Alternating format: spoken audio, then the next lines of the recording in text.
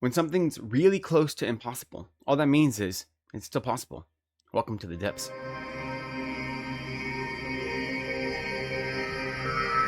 Hello, welcome or welcome back to Reading from the Depths. My name is Licton. Thank you for spending some time with me today. Today I have a review for you of Lucky Day. This is the newest novel by Chuck Tingle. And I had a fun time with this story, but a big part of that I think is because I set my expectations going in. Now, I have really enjoyed everything Chuck Tingle has done, beginning with his absurdist erotica, but then moving into his more traditional literary output. And that started with the novella Straight, which I thought was phenomenal. It was really scary. It was really impactful. It just got in there and it did its thing in a really smart way. And then that he had Camp Damascus, which is a YA horror novel that I thought had this really overarching sense of dread and fear, and I really enjoyed. And then his latest novel was Bury Your Gaze, which I enjoyed, but not as much. And part of the reason I didn't enjoy that is because I didn't really feel like it was a horror novel, and that's fine, except it was marketed as a horror novel, and I expected it to be a horror novel based on his last two novels as well. And instead, it was a dark satire that had horrific elements here and there. So it was my expectation that caused me to not have the best of times with that novel. It has nothing to do with the novel. If the novel was really smart, really well written, and I enjoyed the story it told, I just had to be in the right mindset for it. So because of that, I went into this knowing that I did not expect this to be a horror novel based on my experience with Bury Your Gaze and based on just the jacket copy for what this book is about. And when I set my expectation in that way, then I had a really good time with this story because it is not a horror novel. It is definitely a speculative thriller, and it has some horrific elements, right? And there are a few really big bloody set pieces, and there's at least one good scene of building tension and horror. But it's not a horror novel. No, it has an overarching sense of existential dread, right? The main character is facing this existential dread, and that is horrific. But it never, at least to me, reads like a horror novel. And look, I'm not interested in gatekeeping what is or is not horror. That's up to the individual reader, I suppose. Truth be told, horror, we think of horror as a genre, but horror isn't really a genre, so to speak. More, it is a modality, it is a way of writing. It is a story whose main purpose is to evoke some sense of fear or dread or shock or disgust or some combination thereof, right? I think most contemporary horror is going to be in the fantasy genre, really. Anything that has anything supernatural or paranormal or the occult, or cryptids, any of that is really within the fantasy genre. But then most other horror is probably going to be in the suspense and thriller genres or in the science fiction genre. So playing with all of the fantastic or speculative types of fiction. But you can also have nonfiction horror. You can have literary fiction horror. Horror can be anything. It's about evoking this sensation in the reader.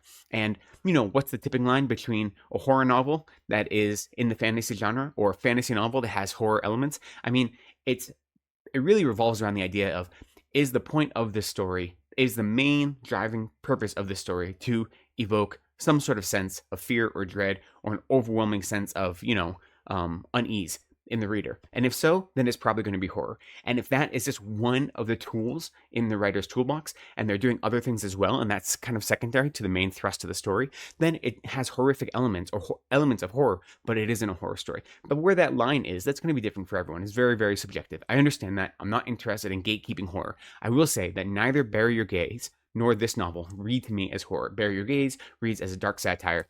This novel reads as, an absurdist psychodrama. And I enjoyed it for that. So with that said, let me get into the story, because I did enjoy it, even though now I'm waffling on about all the things the story is not. The thrust of the story is that our main character is a probability and statistics professor, and she has just published a book, or is about to publish a book. And in the celebration of her publishing this book, there is what is referred to as the low probability event. And in one day, over 8 million people are killed by the most absurd and wackadoodle ways you could ever imagine. And everything is taken from her in this event. She survives through it. That's the opening scene. And then the main story takes place 4 years later, when you see how she's dealing with that. And now, 4 years later, she has fallen into the spiral of despair, and she is flirting with nihilism all the time. She doesn't think anything matters anymore. Her god was the god of order and chaos. And I don't mean like a supernatural god. I mean she cared about numbers. She cared about statistics. And none of that makes sense anymore. Because all the things that happened to have 8 million people die in the absurd ways they did in a single day, every single one of those deaths was a 1 in a million odds, right? And they all came true on the same day. And so she feels like she has nothing left, nothing to live for. She's not quite to the point of active self-harm, but she's as close to that line as you can get. Whenever she rides in a car, she insists on not using a seatbelt because she knows how much more likely it is to die in a car accident if you don't have your seatbelt on. And so she's not looking for a car accident to happen, but if it happens, she wants to be on a certain side of that line, of that equation, right? So that is where we find our main character. So she's not in a good place. And then one day, a special agent comes to her door, and this is a new government body that has complete jurisdiction and no oversight. And their whole purpose is to investigate low probability events and try to make sure they understand what happened and why it happened in that event 4 years ago and to prevent it from continuing to happen. And he wants her help because he believes that there is a specific casino that is having unlikely odds, and the odds don't make sense, the way this casino is functioning. And they believe that something to do with this casino is related in some way to the low probability event that happened, to the disaster that happened 4 years ago. And he needs her help investigating it. And the story goes from there, investigating this unlikely event of this casino. And so look, like I said, this isn't a horror story. I don't think it is. It's really about this woman dealing with her grief and her trauma, her PTSD, and flirting with nihilism. What do you do when nothing matters to you? How do you respond to that? And part of the interesting thing in the story is you see how different people respond. So for her, when everything is absurd, nothing matters, statistics don't matter, or at least they don't seem that way, it drives her into despair, into this pit of not caring about anything, not caring about herself, not wanting to make connections because she feels like those connections will be broken, not seeing value or benefit in anything, right? Whereas other characters pretend it never happened. Like the world has moved on in many ways. And so other characters are just totally going about their day. It's in some ways, it's a commentary on how we look at pandemics and how we look at horrific situations and mass casualties. And they take over the news for a certain cycle, but then we can just move on with our lives as if they didn't really happen. So in some ways, this novel is a commentary on how easy it is for people to go through horrific events and then pretend they never happened and not learn from them. And then you have the other type of character who is embodied to some extent in this agent, Agent Lane. So our main character is a woman named Vera. Agent Lane is the agent that comes and asks her to help him. And he looks at everything, at least we don't really get inside his mind, but our perspective of him is that he looks at everything as if nothing matters, then everything matters. And so every day is a eat dessert first kind of day and choose a different flavor of ice cream because you never know what's going to happen, right? So he takes this idea of, the laws of probability no longer apply, and he flips it on his head. Now, he also happens to be a white man who has no oversight and can do whatever he wants because he works for a very specific government agency, which is, has complete control. And so that place of privilege maybe also affords him the opportunity to have that kind of outlook that not everyone shares. Tingle does a really good job of exploring how different characters react to grief and trauma and PTSD, and to the idea that everything you thought made sense no longer exists in the way you expect it to. As always, I think Tingle has a great mind for story. I think the story and the absurdity of it, and taking that absurd story and playing it straight, so to speak, there's never a wink throughout the story. That this is written very directly, very descriptively. It's not written with the idea or with the insinuation that this is some sort of fantastical allegory. And so because of that, I think Tingle's approach to story is really smart, and I think the characters he gives us are really smart. I really like our main character, Vera, and I think that where you see her in the beginning, the high that she's at, she's recently engaged to her fiance, she has this book coming out, she's happy with the work she's doing, and then to have that all taken away from her and then see where she is 4 years later, I think that is a really engaging way to engage with character. That our character, we see the highs that they're capable of reaching, but then that's all taken away right at the beginning, and we're put in the very bottom of this pit of despair.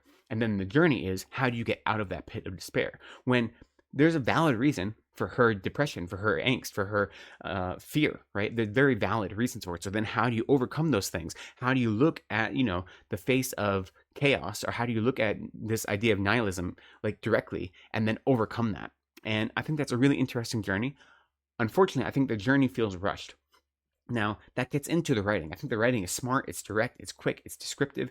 These few scenes, these spectacles, where there are these mass casualty events, those are written this really kind of vivid, colorful glee of mayhem. And I think it is done really well. The story itself is really fast-paced. And, it's only 240 pages long. It's a really quick novella. And we don't get the time to spend with our character's internal journey. It seems to happen almost overnight. Like, she doesn't want to go. She doesn't want to be part of this investigation. She goes along begrudgingly. And then near the end, things just flip for her. And she kind of changes her mind. And whether or not that is like an accurate reflection of how people process grief and trauma, I don't know, but I do know that it didn't feel genuine for the character. I like the place she ended up. I like how the story ended. I think all of that was really smart. I just think that it felt rushed. it didn't feel earned in the way I wanted it to. I do really like the characters. Vera is our main character, and she's the one that you have the most insight into, but there are a number of ancillary characters here and there, the main one being Agent Lane, who is on this journey with her. And they all feel interesting, complicated. They're dealing with this situation in different ways that feel realistic. And I think his character work is good as always. I would have liked more time with the characters. Like, I felt like we were rushing through things so quickly, and that everything was just leading me from one plot point to the next, to the next, to the next. And you could see, like, these are the plot points that have to be hit, so let's just hit them. And it felt very workmanlike almost, just hitting these beats. And I wanted to spend more time with these characters. I wanted to investigate their inner journeys a little more, because what they're dealing with, if you take this at face value, is this tremendous upheaval of social order. And so the way that different people are navigating that and they're trying to claw out of that hole, I think is engaging and interesting. And so while I appreciated the writing, I thought it was fast moving, it kept me entertained the whole time, it kept me turning pages. I would have liked it to actually be a little slower. I would have liked the plotting to have a little more room to breathe, to give you more interiority, to give you more of that inner journey that let you feel like the ending and the conclusion and all of the things that happened at the end were earned in a more kind of meaningful way. That said, the writing is confident, it is playful, and there are these kind of bloody spectacle moments that is just happy to share these with you. Some of these scenes feel like they had come right from a Final Destination movie.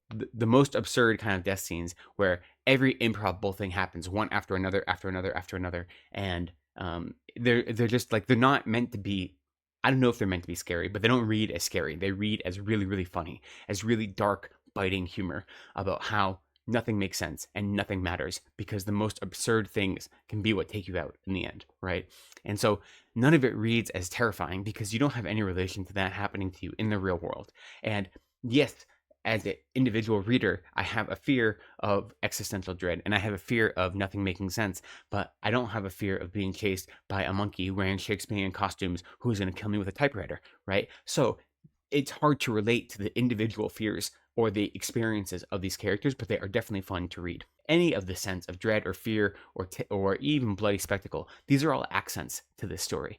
And they're fun. Like, they make the story really enjoyable, but they don't make the story a horror story. Really, what I think I'm missing from the story, in addition to spending time with the characters more and just letting the story breathe a little bit, letting the plotting not feel so mechanical, but have a little more space, is that at its heart, this is a detective story, right? She has a special agent come pick her up and they have to go investigate. And the detective elements are kind of the weakest parts of this story because you already know something's going on at this casino. And it's clear that the agent already knows a lot more than she does. And he has a lot of suspicions. So it's not like they have to go interview people. It's not like they have to go get clues. Like, they do. They go interview like the head of the casino. But you already know that, like, she's doing something wonky, and it's just a matter of putting enough pressure on her until she, like, spills the beans. And so there isn't a lot of tension there. There's not a lot of you having to investigate things. Yet it has this plot structure of being an investigation, right? Of going with this agent to do this detective work, but there's no real detective work that's being done. So I would have liked it if there were some red herrings, if there was more that was unknown, if they had to actually dig into clues and find things out and then put pieces together to come to this conclusion. And they don't really have to do that. It feels like they already know the answers, and it's just a matter of getting their compass to point in the right direction so they can follow it to the logical conclusion. So I would have liked to spend more time with the detective elements. I would have loved it if there was more actual mystery in this story. And if there was mystery, that would be the perfect opportunity for our characters to then go on a more kind of reflexive journey. And I think all of the elements that I felt were missing could have been put together in another 50 pages. Because like I said, this is only 240 pages long. So you could add 50 pages, still have it be an under 300 page, fast-paced novel. And I think it would have made it much more robust and given the characters much more depth, which I would have appreciated. With that said, though, again, I feel like I am kind of ragging on this story because I didn't love it, but I did enjoy it. I did have a good time, and I think Tingle is looking at really important ideas about what it means to exist in a world that doesn't make sense, what it means to exist in a world that looks like everything is against you, or all the things you thought you knew would no longer apply. And when you're facing this kind of existential dread, how do you react to it? How do you create connections with others to build your way out of this despair? Is that possible? Do you have to fight this fight alone? Or maybe the only way to fight it is when you create community and when you engage in relationship. I think that is an interesting thing to look at. I think this, exploration of trauma is really interesting. Like I said, these big mass death scenes that are like spectacles, they feel like they're out of a Final Destination horror movie, right? These very over-the-top, humorous, like really gruesome, bloody death scenes that are played almost for laughs because, they're so unbelievable. But in those movies, the characters are so busy running for their lives that they don't spend time to feel the impact of those giant death scenes. Whereas here, that's exactly what he's doing. He's giving you the spectacle, right? But that spectacle is a prelude to then see, how did this make the character feel? Like, what is your reaction when you experience that kind of like overwhelming loss and that total upheaval of your sense of order and your sense of reality? So I think that's really smart. I think it is a really fun investigation into the human psyche in that way. And so in that guise, I think he's asking a lot of interesting questions. And I think he's using this absurdist psychodrama as a way to ask these questions that sometimes feel heavy-handed, but they also feel appropriate for the story that he's telling. And I think that that is like one of the joys of reading Chuck Tingle's writing, is that the writing, it isn't afraid to have this commitment to authenticity and yet being wildly creative at the same time. And in that commitment to authenticity, it isn't afraid to wear its heart on its sleeve, right? It feels genuine, and it feels like the care for the characters and the care for the characters' emotional landscape is genuine and it's real. Nothing is phoned in that regard, at least in terms of the emotional reality of the story. So I really appreciate that. And I think that Tingle does it really well. There are some things that he brings up that I really wish he went into more. Like, he brings up this idea of biphobia. Our main character, Vera, is bisexual, and she's engaged to a woman, but on more than one occasion, different people tell her that she's not real, that her bisexuality isn't a real thing, that she's just going through a phase, and eventually she'll figure herself out. More than one person tells her that. And I appreciate that as like part of her character arc, because she is fighting against this existential dread of nothing mattering and of there being no purpose to anything. And so to be repeatedly told by people like, you aren't real insofar as what you claim to be isn't real, that serves as an interesting mirror to her own personal like despair about reality. But it doesn't really go anywhere with it, right? He brings that up more than once, but it's just kind of throws it out there. And there are a few other things that he kind of throws out there, these really kind of meaty ideas that they could evoke much more character development. And instead, he just kind of puts them out there and says, these are things that exist. And it gets you thinking about them, like they're provocative in that way.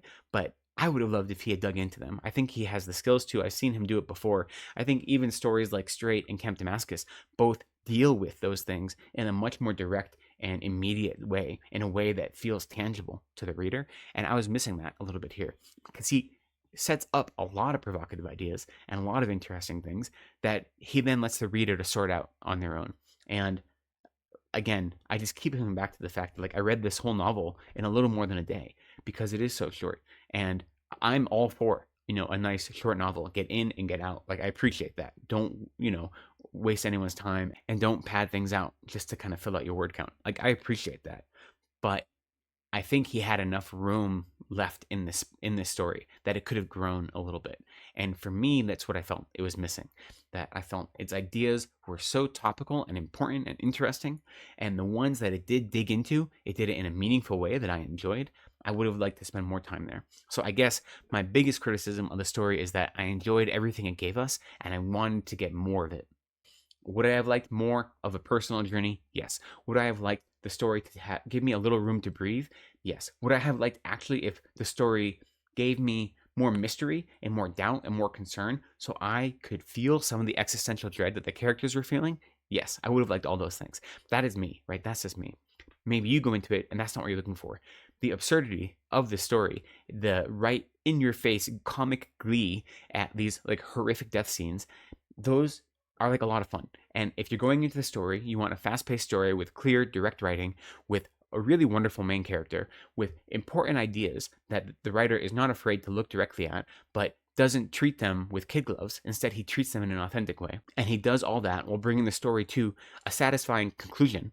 Then I think there's a lot to love here. I think you'll have a good time with the story. You just have to set your expectations going in and know what you want to get out of this story. But I'll leave it there. I think a lot of people will really enjoy this novel, especially if you like his other work, if you like the absurdity, especially, that he displayed in Bury Your Gaze, right? Because you didn't see that level of absurdity in Straight or Camp Damascus. Those were much more focused horror novels.